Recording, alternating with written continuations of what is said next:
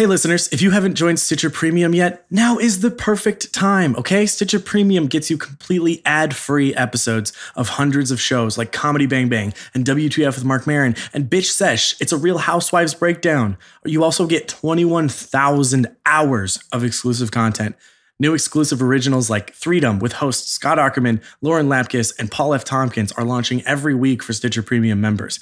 If you love podcasts, you are missing out. Scott Aukerman himself hosting Comedy Bang Bang really brought me into podcasts. I wouldn't be here without that show. So you got to check this stuff out. Those are three of the funniest people in the world right now.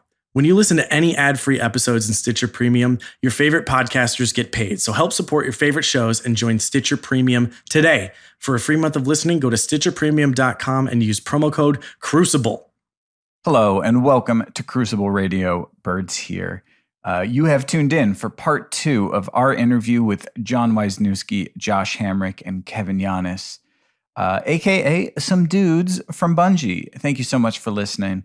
I'll just tell you up top, this is kind of a different feel to this one. You know, last week we were talking about basically the nitty gritty of Warmind, talking about some very specific balance stuff, talking about the competitive playlist.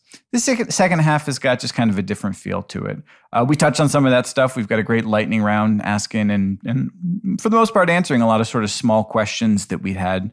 But this one is a little bit more, sort of abstract, talking about what makes a good game, what they see in a vague sense in the future of Destiny, both competitively, a possible tournament scene, and talking about some of the games that they grew up playing. So we hope you enjoy it. If you came here to find out the exclusive details of what's going to be in Forsaken, then unfortunately, this interview was recorded before Forsaken was announced. So we did not know any of that at the time. We've got some new stuff now, and I think even Hamrick mentions in here that we picked a less than ideal time to record the interview, in that some real exciting stuff was coming down the road, like multiple weapon slot stuff, right?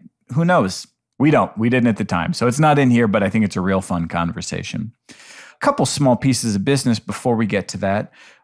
First off, if you are looking for some other people to play with, if you are looking for a clan, if you're looking for something to do in Destiny aside from just grind the faction rally by yourself solo, then might I recommend come to discord.gg/Crucible Radio. Join our Discord. We've got a great group of folks. No matter what your skill level, if you like PvE and you're just dipping your toe into the PvP waters, well, guess what? You're welcome. If you're trying to go to the Lighthouse for the first time, we've got our Spire Puppers channel designed to take those fresh young Guardians who want so badly to see what it's like there. They'll help you get there and everything in between. But for the very near future, I'm very excited to announce we are playing a little game we like to call the Crucible Radio Faction Wars.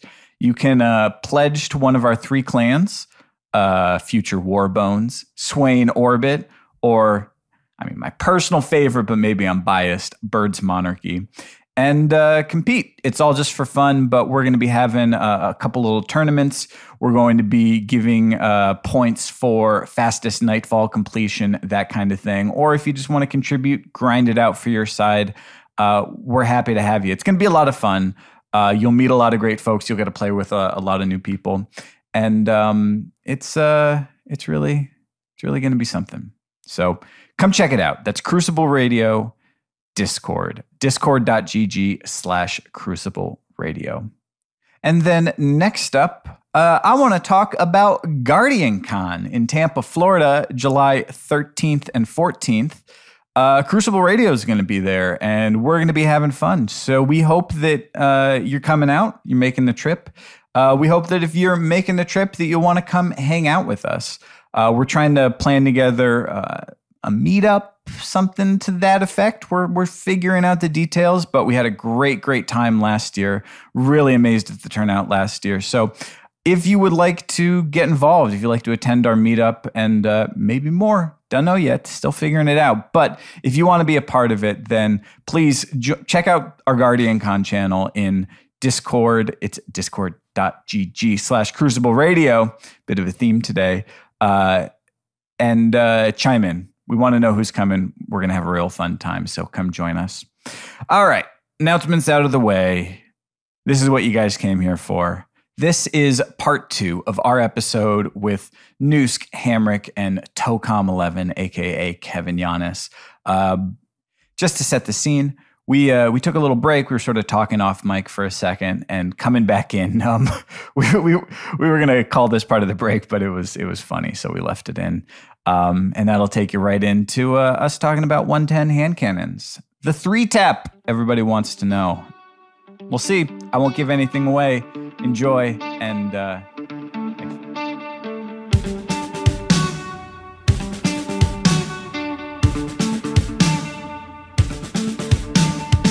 I wasn't happy like I said I was. Wasn't happy like I said I was. Fighting all the time, crying all the time. They say the grass is greener on the other side, but I don't know what I'll find. By the way, are you allowed to say bad words on this podcast? Yes. I don't know how much work it is on your guy, but I kind of want you to bleep me. Yeah, well, like with a bunch of different wacky sounds to make it just more pronounced. Because I just realized that I'm saying like get shit on and like fuck this like nonstop, and I have not filtered myself. I believe the quote was, "I earned my ability to shit on you." That's correct. Yeah, I mean, yes. I mean that's like. Yeah. But it should be like a donkey, like Like, I'm not actually, I don't care if this is on the mic or off the mic, but like back in the day, like in 1990s video game FPS design, like you're playing Quake, sweet, you spawn, all right, I'm gonna go get the rocket launcher. Somebody else got it before me. What happens? I die for the next 5 lives. Yeah. Because that guy earned the right to on me. If you go back and play Shadowrun now, you're like, I spawn guy behind me with a teleported through a floor, yes. through a nade, Like, detonated in the air, teleported back. which way shall I go? It's just over. And like whatever, to varying degrees, that's fun and not. But like, yeah, I was very much trained and raised in the way of like earning it, and so there's no concept to me of like this is how it should be. In the way of the samurai. You make it how it should be. All right. I mean, so if there's like one bullet point here, and maybe this just falls under like it's coming, but I want to know if you guys specifically have anything to say about 3-tap hand cannons, right? Like, if you could boil down what a good chunk of the argument is, it's that you can only do that with the 110s. You have to land all crits. Like, there's no more AOS. You can't have that like dominant hand cannon alone meta anymore.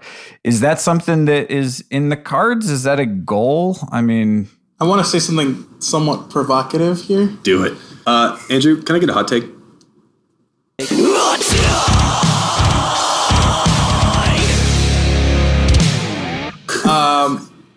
So yeah, I see the desires. I definitely see the posts online about 3-tap hand cannons, and it seems to be synonymous with like expressions of raw skill. And then I look at the arguments for why people don't use the 110s, and a lot of it comes down to they're really hard to use. Missing is super punishing, and then there's like comparable TTKs for less effort. And if you're really like to me. And I saw a Cammy Cakes video that like is also in line with this that I love it. You should watch it. I think he's talking about the Criminal's Dagger.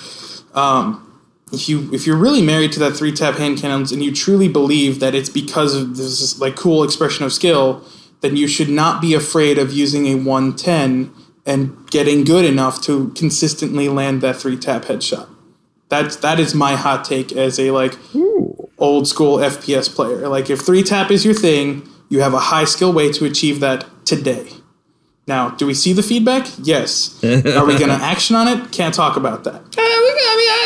Even so, Greg checked in a thing today. I think we mentioned that. But even before Greg checked in a thing today, he checked in another thing another day that affects that, right? That may. Oh yeah, yep.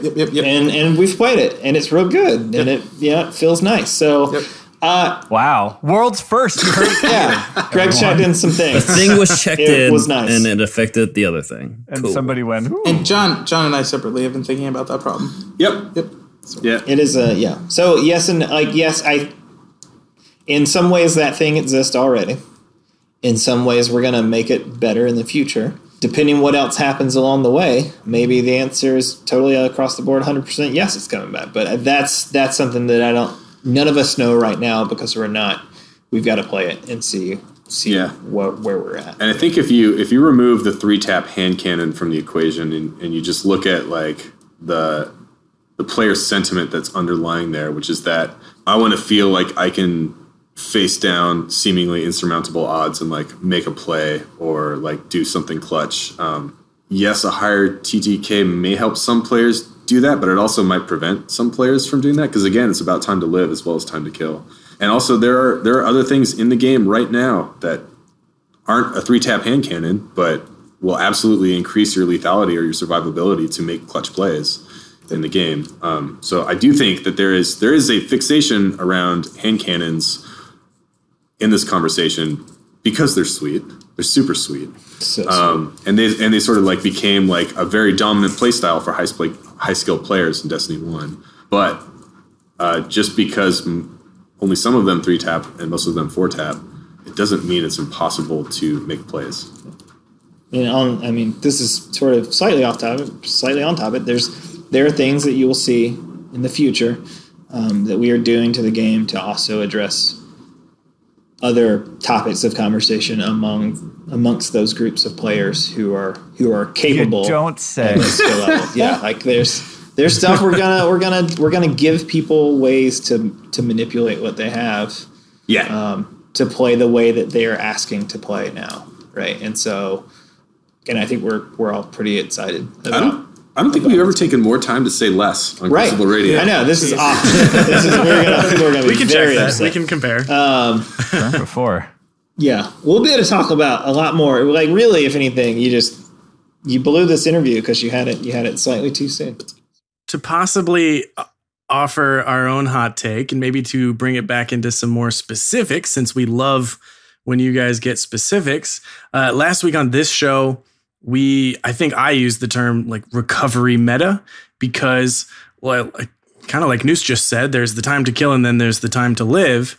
And there's so many options right now that kind of let you get your health back quickly, either post-kill or post-ability, like that hunter helmet that everyone is wearing. Cheaters!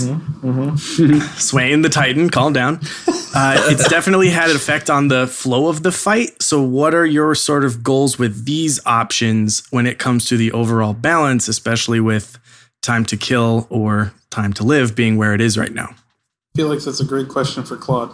It's a great question. Yeah, so this is how we do this with Nisk. Well, we've been very hand-wavy. We can be super specific about this one. So the Hunter helmet was an exotic made by the team over at Vicarious Visions in close coordination with us. But I think for the most part, there's a number of people over here who thought maybe it's a little too hot. But in the spirit of trying to create more spiky gameplay and powerful atoms for players to collect, we ended up rolling with it. And I think some of the feedback is justifying some of the internal opinions over here that like, oh, maybe that was a little bit too strong. I know players are loving it. They love it. I think two things. But then, players like Swain, who are fighting against it a lot, are not loving it. Right. And it is doing an interesting thing to the combat right now. We had, like, I specifically remember one, I'm going to say heated, but it's more like a buddy, like friend-to-friend heated conversation. But I think it was me and Victor and Grant and Noosk and Claude and Lisa were in the room, and they were providing some amount of feedback. But we were going back and forth. Like, I was worried it was too hot. Victor was strongly worried it was too hot. Noosk was somewhere in the middle, like, it's hot, but is this the thing we should be doing? Because our player's going to think this is cool, and how broken is it actually? And then Grant was like, I don't know, like, I think we should do this. Not necessarily because he didn't think it was broken, but because it felt like it could be the right thing to do for the game. And this was, just the four of us talking while Claude and Lisa listened in and gave specific opinions from time to time. But this was all like, what feedback do we give VV about this helmet? Do we tell them to change it? Do we not? And I think we just offered the feedback as opposed to saying, we should change or should not change this. I think we just sent over the like, hey, there were concerns. Yeah. And then the other thing that I think happened that I don't know who knew. We didn't know. I didn't know. But it did make me laugh. Was when I played through Warmind and it got given to me from one of the quests. It was like, oh no. I was unaware that every hunter in the game was going to have this exotic immediately. And so there are just things like that were constantly like, if you had to work real hard for that thing and not everybody had it, I'm not saying that would make it any better, but it would certainly make it different, right? It would certainly make it feel different than it does out in the wild right now. And so it's something we're looking at and trying to figure out a reasonable thing to do and go from there. But yes, it is something we consider. It is certainly like those conversations were had about whether or not that thing should work that way.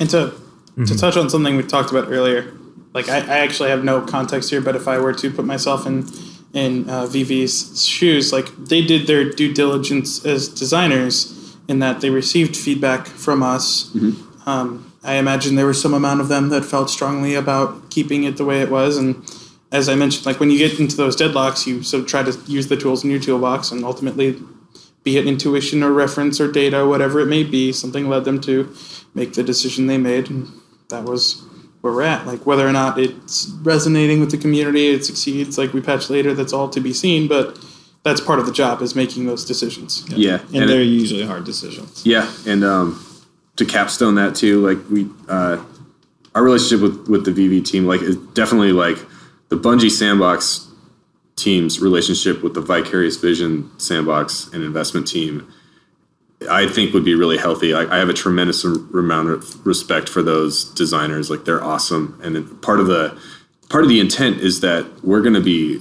working with these people long term, right? They're an awesome studio. They really did a great job on Warmind in a lot of different ways.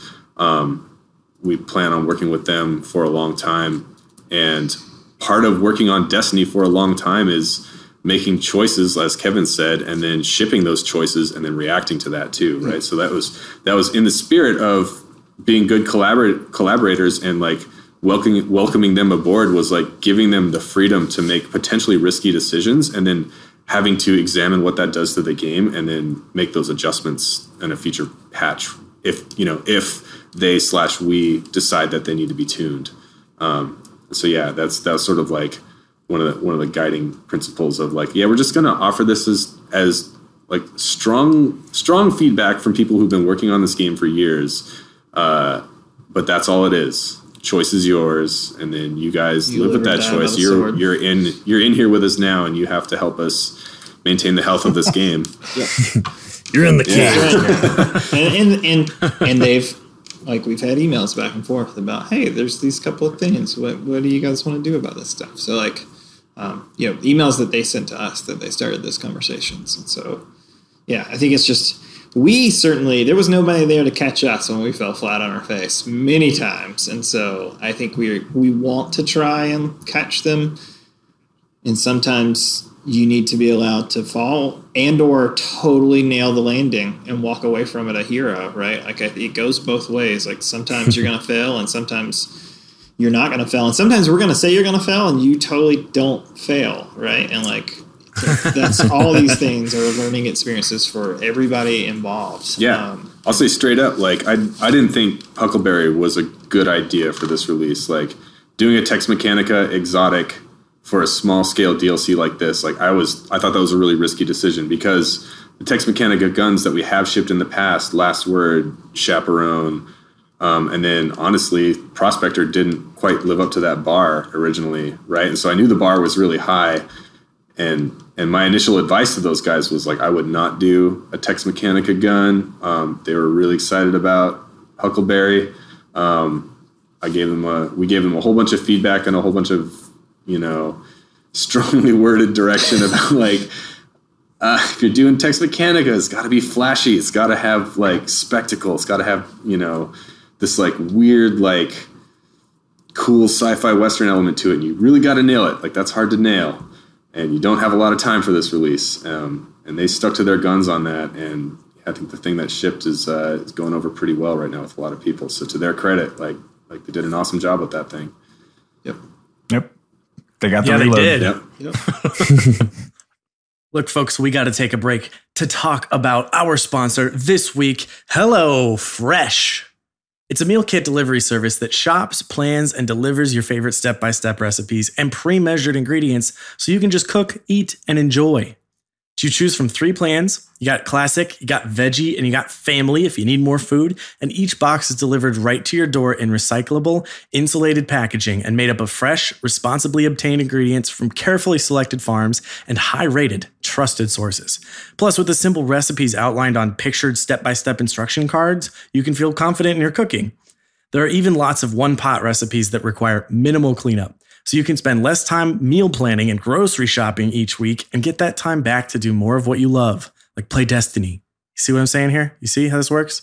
I got to eat some HelloFresh this week. I had some sweet as honey chicken. It had a nice little kick to it with some veggies and rice. It felt really fresh. It felt so easy. And all I had to do was open up the bag and just put it together. It was so simple. For $30 off your first week of HelloFresh, visit HelloFresh.com/Crucible30 and enter the code Crucible30. That's HelloFresh.com/Crucible30 and offer code Crucible30 for $30 off your first week of HelloFresh. Seriously, if you need something that just makes it simple, all you got to do is open the bag, put it together, learn how to cook in the process. We highly recommend it. Crucible30.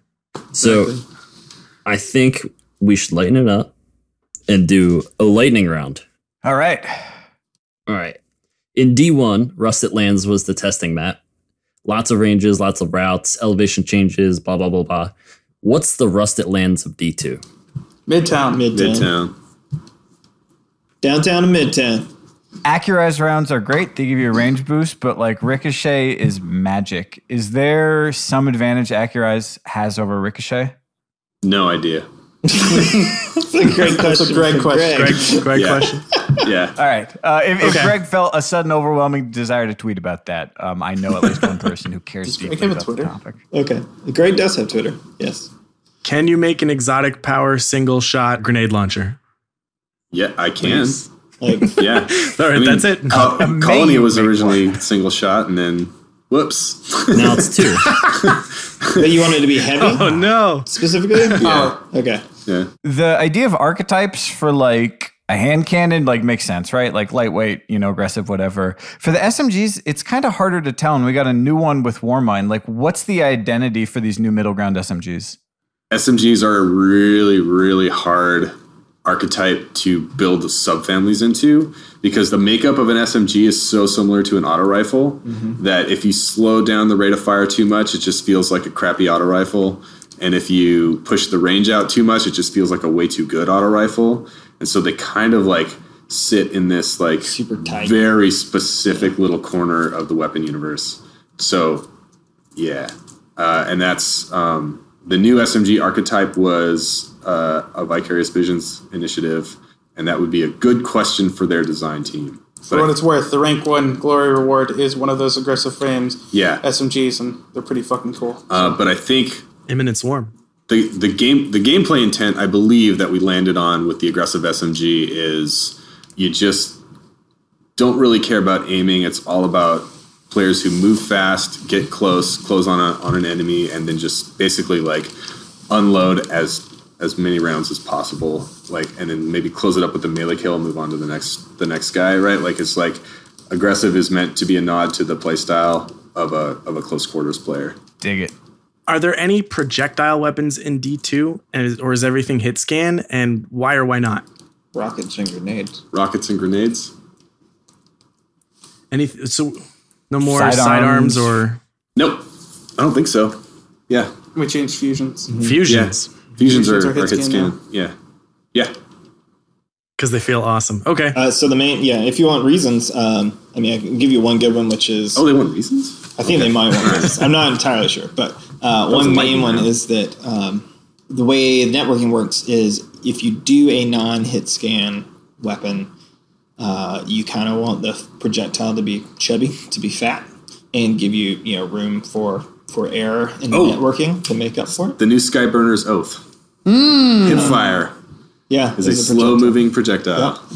Yep. Okay.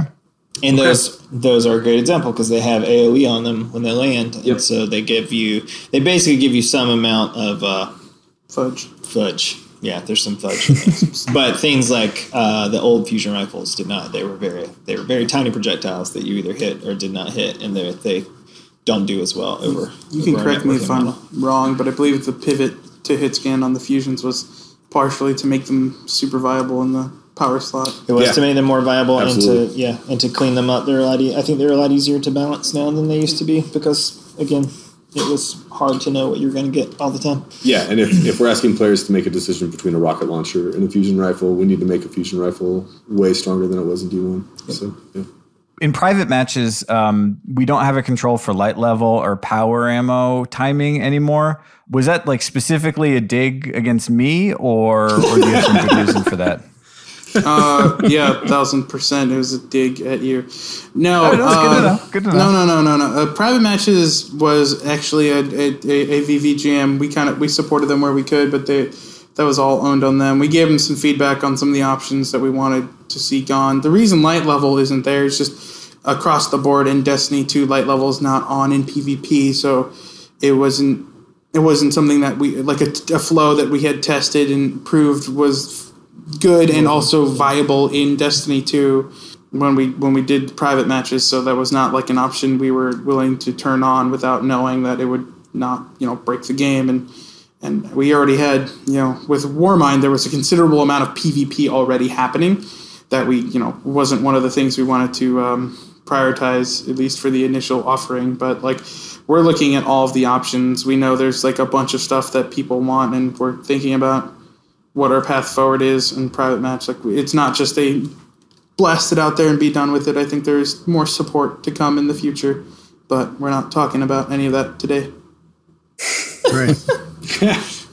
None of it. No. Okay, well, we wanted to talk a little bit to Kevin about this sort of thing, but also all three of you, and maybe you guys can answer as gamers for this one rather than as devs, but what do you guys think, or do you have any feelings on competitive rule sets? Oh, boy. Do we want to put the hot take here too?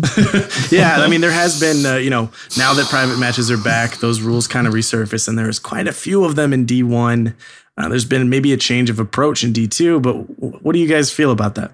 Andrew, roll that beautiful hot take footage. Please, God, please roll that. I feel very strongly about competitive rule sets. As I mentioned before, I'm like a pretty core like FPS player, and I follow esports pretty avidly.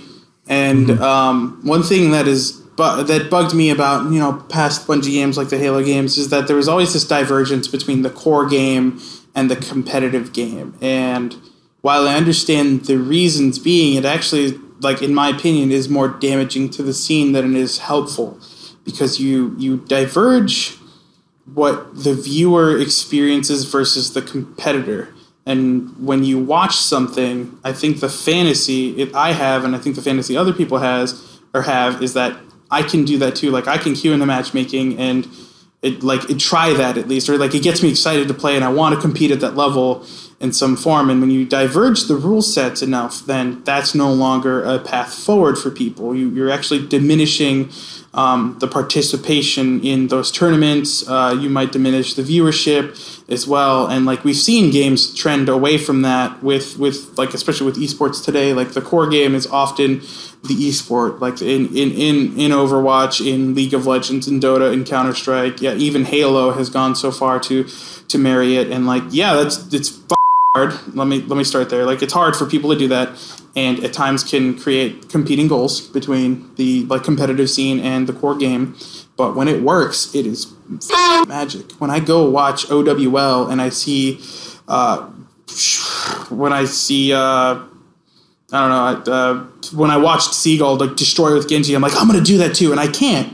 But the fact that I can go into competitive and like have that fantasy and there's nothing standing between me and trying is amazing. One of the biggest complaints about Overwatch League, though, is that like they're behind a season. Like, so you can't necessarily go in and do that. And it only proves your point further that there's an issue where they like people want to have the same experience as they see in tournaments. And like, as someone who competed in Halo 3 and someone who like was a big follower of MLG in Halo 3, the toxicity between MLG Halo 3 players and Team Slayer Halo 3 players is not great either. It's like not great for the community to feel like you're playing the real version of the game versus the other people. Like it makes it harder to talk about, and makes it harder to feel like a community in, and it makes it harder to participate in. So while I appreciate any and everyone who runs a Destiny tournament, I will watch them. I love them. Keep going. I would love it even more if it was the whole, as we like to say, the whole buffalo. It was the whole game. Like one of the things that I didn't necessarily love about the D1 tournaments was removing some of the things. And like, yeah, there was some spicy shit D1, and there was stuff that even I would claim, like I would go to Josh's desk and say like, what the fuck is this? Yeah. But it is the game. The game is the game is the game. Like, you go to trials and people unapologetically stick you in the face and kill you in one shot, and that was the game. And so when I watch these tournaments, I want to have that fantasy for better or for worse. So yeah. I mean, I've seen some of the rule sets come out for the D2, and I am a little saddened to see the approach continue. And while I understand the arguments and where these arguments are coming from in regards to actually making the divergence, like if those things are truly problems, we're committed to fixing those things. And making them better. And I don't think there's any one thing right now that's like, this is so painfully broken that it has to be removed from tournament play. Like, even the fucking colony, I believe, has a counter. So I kind of love that, like, to think that you could go back and watch a replay of a match from like 2 years ago and be like, oh, that was during the Vigilant Swing meta. Exactly. Right? Like, and there's some funness there that's rampant in even Overwatch. You go watch a triple tank meta video and you're like, oh yes, the good old days. Yep. And we've talked about this on Twitter. Like, you and I both jumped on a thread, and like the one thing I do think is cool, and I'm totally behind, is like the team composition. If you want to say you only get one of these things per team, I think that's brilliant. Like, I think that's a great way to throw your tournament together. And then composition matters. What you run matters. You can't just all run Vigilant Swings or Gravitons, right? Like, you're picking and choosing who needs to run what, and that is super interesting to me, and does it in a way that isn't running the whole game. And like, ideally, like, if that's the silver bullet, if that's the thing that's so fucking cool that these tournaments are like the best thing, like, God, I hope that as a company we'd see that and try to foster that experience internally. But yeah, like, I'm more interested in things that create more choices and more strategy and more dynamics than things that take those away. Yep, 100%. And I understand some of the rules and bans. Like, I understand where they're coming from. I don't think there's like negative sentiment there. But I mean, as far as Colony goes, can I get a hot take real quick? The true counter to Colony in the competitive scene is to control the heavy ammo. If you see a team coming at you with Colony, then you know it's a priority to control those heavy ammo spawns. They come in on a cadence. It's not random. You know where they are. Like, you need to form up your team and make sure that they don't get that advantage. And if you are controlling that heavy ammo and they are running Colony, then it means that you've probably got some pretty good exotics to use against those teams that they don't have access to.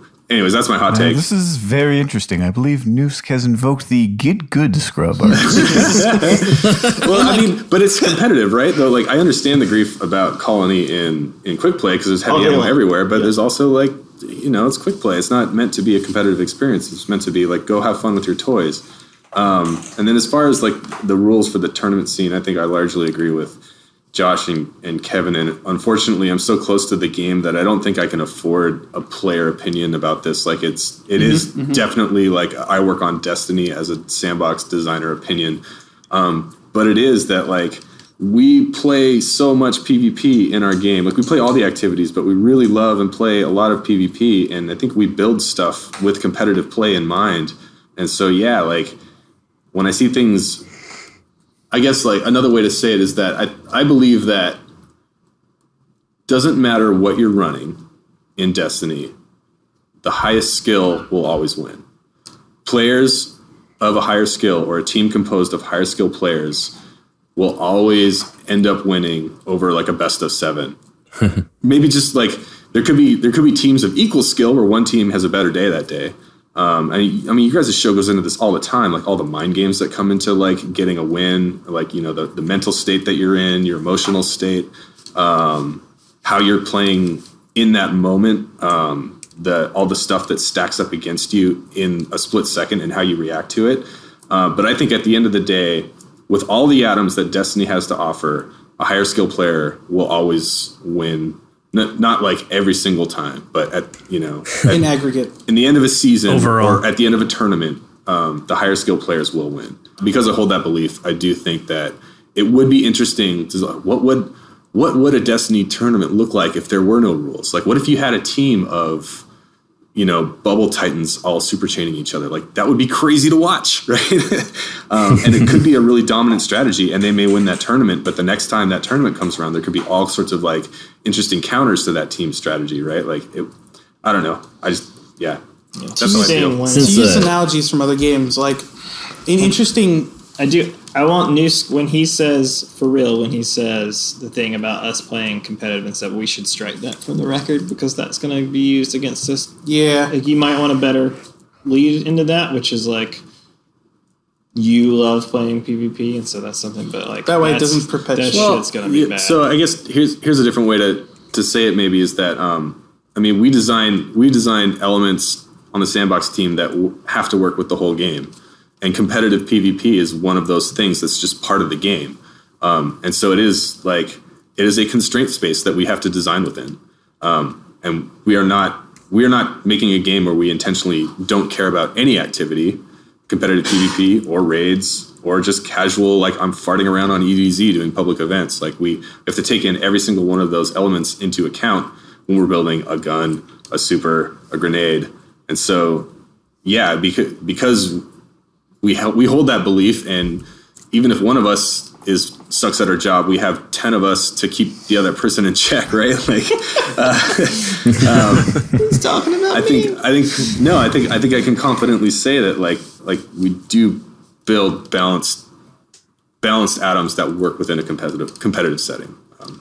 And I have to, if I believe in myself at all for doing this job, I have to hold that belief, right? So, and there's like a couple of things I want to say on this subject. Like, I want to go back all the way to the colony thing, which is like, I don't think people have realized that pulse grenades kill colony robots.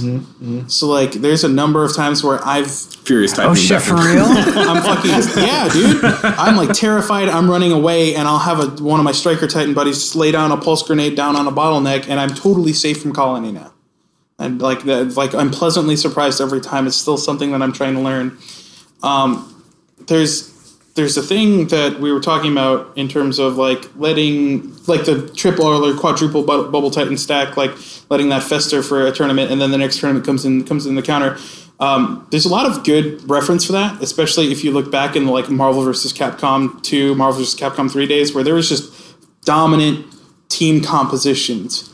And like I'll put one out. Marvel, most recent example, Marvel vs. Capcom 3.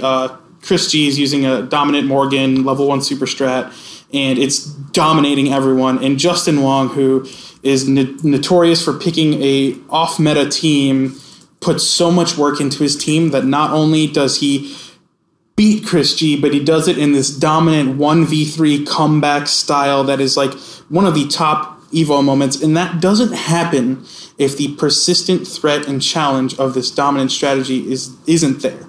If we take away all the sharp edges, then there's nothing for people to like try to figure out how to not get cut by them. Yeah. Like, it is a forcing function on the community to figure out what to beat. And that, yeah, maybe there are times where there are degenerate strategies and that's terrible, but I don't think we're there. And I would love to actually see a world where we enable the game to put pressure on the community to come up with creative solutions to problems. Yeah. And I think another way of looking at that too, which is awesome, and it's a great point, is that if you look at other esports games that have, you know, healthy tournament scene, like, you know, games like Dota that all like there's, and in Dota, there's tournaments happening all year round, and then that culminates in the international. And like I watch StarCraft 2 all the time, and like StarCraft, there's tournaments happening all year round, and that culminates at BlizzCon. You'll see a player or a team execute a really interesting strategy and then like clean up a tournament, right? But there's 10 tournaments before you hit the world final that year, right? Before you get the real cup that matters, right? The one that everyone is sort of like looks at as like the World Series or the Super Bowl of the sport. And so, yeah, like in the world of a healthy esports scene, I think I would hope that we could be a little bit more like brave about just letting some things go out there to see like, and what would happen if if the strategy just like cleaned up a tournament, but there was 3 more tournaments before you got to the end of the year, before the true champion is crowned, or before the next patch came out, right? So yeah, that's a really good point, Kevin. And yeah, before we wrap up the conversation, we should really just say that we do not want to discourage anyone from running a Destiny 2 tournament, like especially the 3 of us sitting right here right now. Yeah. It's like it's only one from the game. Like we want it so bad for the game to be played in a competitive way, and like to be able to go home on the weekend and like watch people do a tournament of our game is just like such a fucking dream come true. Like it is just insane. Like, and I just like the fact that it's happening at all just has us all over the moon. Yeah. Like we're so excited. You want to host a tournament? You do what you want. Okay. You do what you want. Your rules. Yeah. There's one last thing I want to say, and it's not really related to tournaments, but it is, I think, something that a listener would pick up on. We talk about competitive, the playlist, a lot about the competitive offering, and that's kind of how we view it internally.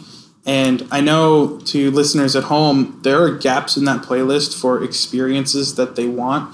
So I don't really want anyone to listen to this and say, oh, they think Countdown and Survival is the best, most competitive way to play Destiny. Like, no, like it's certainly what it is today, but we also recognize that there are things that are missing. There are like maybe there's a version of competitive control out there that's totally fucking awesome. We know people want more objective modes. There's more space to occupy there in the competitive arena. We recognize that.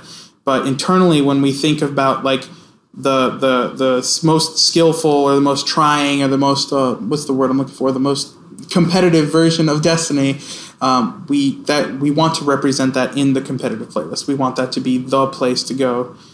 So when people think about what Bungie's vision for competitive Destiny looks like, we hope that playlist is representative. So you guys need to get your own damn podcast because you love talking. And I've been trying to jump in here for so long.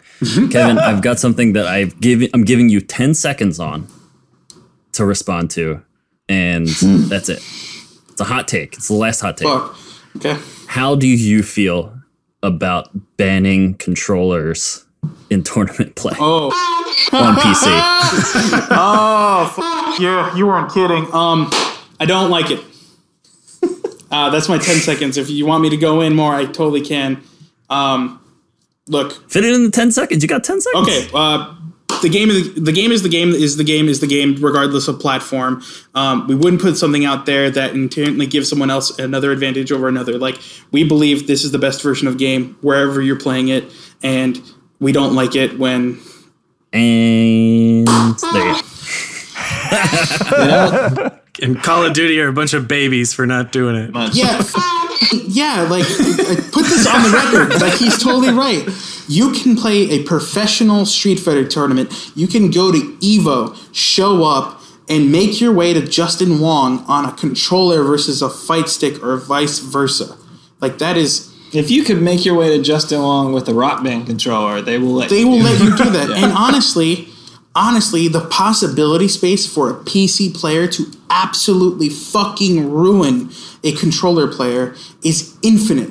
It is as good as you can aim. Mm-hmm. And for anyone who doesn't believe that, take 10 seconds, go look up Shroud playing Destiny 2, and see what that man was doing with a hipfire cold heart, with just his ability to aim. Like, I don't... Yeah. Link in the show notes. So, I digress. In my opinion, and how I know Grant worked with the PC team and worked on the PC SKU, when we put out the PC version of Destiny and we made the conscious decision, because this is something that came up during development, to leave aim assist as it was in PvP, we believed the trade-offs were such that players would either be equal or honestly PC players would have a foot up. And for the reasons I described, I believe the skill ceiling on a PC player's mouse and keyboard is greater than that on a controller. And controller's awesome. I play controller. I love it.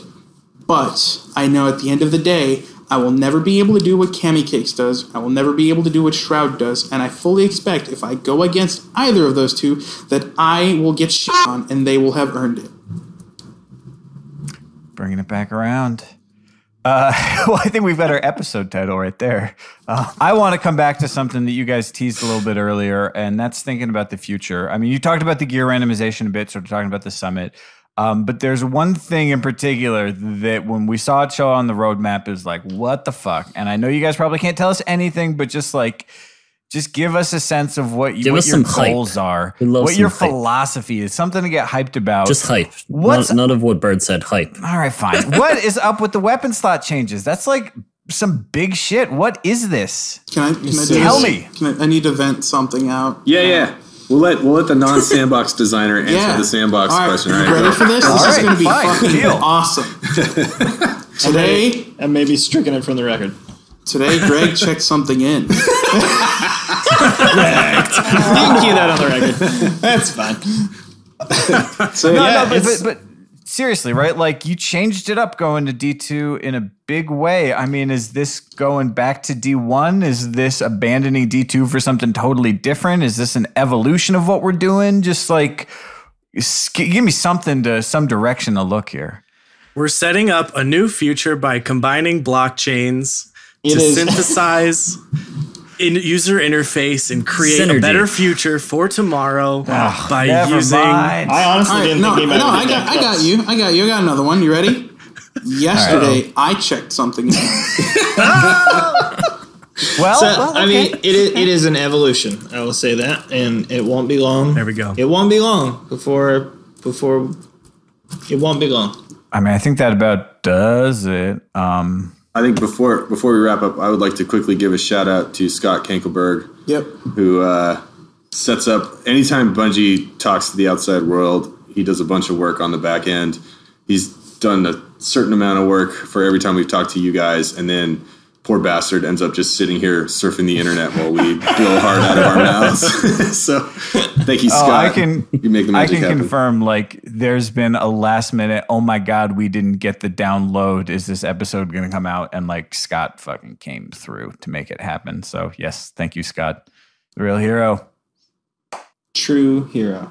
All right. Well, we've made it to the end, and I'm sure, as tired as we might be, we've said a lot. I'm sure there's folks out there that would love this to be 5 hours long, but you make everyone happy when you give us this knowledge, this info. It's always so cool for the three of us to learn more. That's what we're here for. That's what it also gives us a week off usually. Yeah, and no recording this weekend for us. Great. Thank you guys for coming on the show, Noosk for returning, and Josh and Kevin for coming on for the first time, not really knowing how we might take it, but you guys were awesome, and we really appreciate all this information. Thanks for having us. Thanks, guys. Always a pleasure. Thanks, guys. Thank you. And hopefully we don't scare anyone off for too long. We can maybe have you guys back when there's all that juicy goodness that you're not allowed to talk about today out in the open. One day I'll tell you what Greg checked in. Maybe. Next time on Crucible Radio. I'm already like bracing myself for the Reddit posts. I'm like, he told us to get good. You don't need a dev to tell you to get good when you have Crucible Radio, because that's what we say. I actually kind of hope they dig up my stats. I'm ready for this. Kevin can. I've prepared. That's fair. Let's go.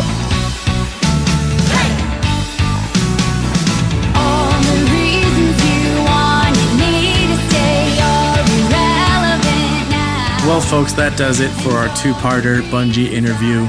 We hope you learned something. We hope that you have a better understanding of how things are done and the philosophies that go into it. And we are all very excited to see how things evolve and change as they always do, especially hitting September. I'm so freaking stoked. for the DLC. I think it's going to be a lot of fun. And thank you for listening. By the way, don't forget, like Bird said at the beginning, a couple things. We got Guardian Con 2018, baby. We will be in Tampa, Florida. We want to know if you're going to be there too. Sound off. And we're really excited, and we may have a few things planned if we can pull it off. We'll see. If you're looking to play with people, or if you're looking to participate in the Crucible Radio Faction Wars, hop into our Discord. discord.gg/Crucible Radio. Join up. You can play with anyone. We are doing a full-fledged faction wars. You don't have to be in our Bungie net clans. You can just pledge your loyalty. We'll trust you, and we're gonna see who wins. Future Warbones would be great. Anyways, yeah, hop on in. We can have another fun week.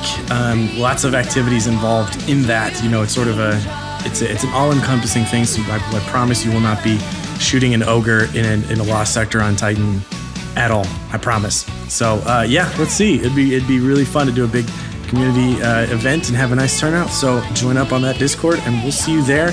Thank you for listening. Here's to the future. And all the reasons I wanted you to change are irrelevant. Now you're irrelevant. Irrelevant. Now.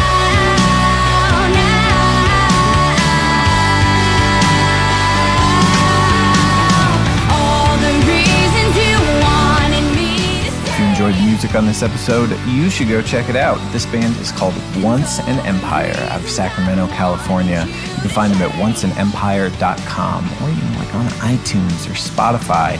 They're everywhere. Go find them. And hey, if you would like to hear your music featured on Crucible Radio, it all starts when you send us an email, crucibleradio@gmail.com.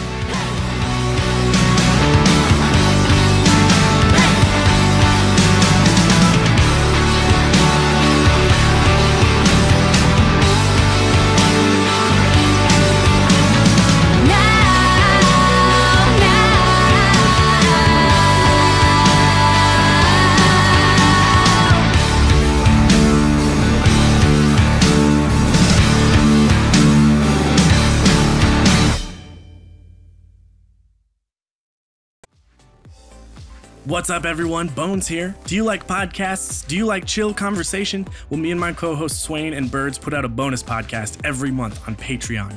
If you want to check it out and be a part of more awesome stuff, head over to patreon.com/Crucible Radio and join the squad. See you there.